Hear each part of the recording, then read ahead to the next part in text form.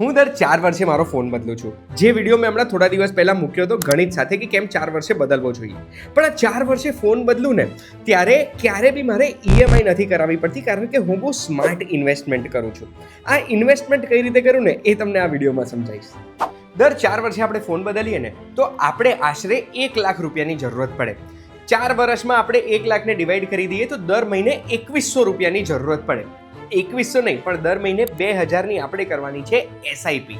આ એસઆઈપી આપણે કરવાની છે મલ્ટી કેપ મ્યુચ્યુઅલ ફંડમાં, જે આશરે 15% જેવું રિટર્ન આપણને આપતું હોય છે, જે હિસ્ટોરિક ડેટા આપણને બતાડે છે.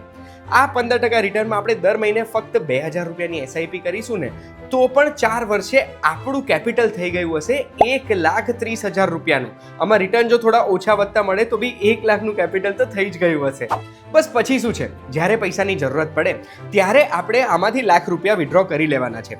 આપણો નફો 30,000 રૂપિયાનો થયો છે, એટલે long term capital gains tax પણ નહીં આવે 4 વર્ષે આપણને. અને આપણા ફોનને આપણે આપણા ઇન્વેસ્ટમેન્ટથી ખરીદી લીધો છે, વન ટાઈમ પેમેન્ટ આપીને, કોઈ પણ ઈએમઆઈ કર્યા વગર. આ તો ખાલી મારા ફોનનું ઇન્વેસ્ટમેન્ટ થઈ ગયું. મારો ડિટેલ્ડ ઇન્વેસ્ટમેન્ટ પ્લાન સમજવો હોય તો યુટ્યુબ પર એક વિડીયો અપલોડ કરેલો છે, એ જોઈ લેજો, બહુ જ મજા આવશે.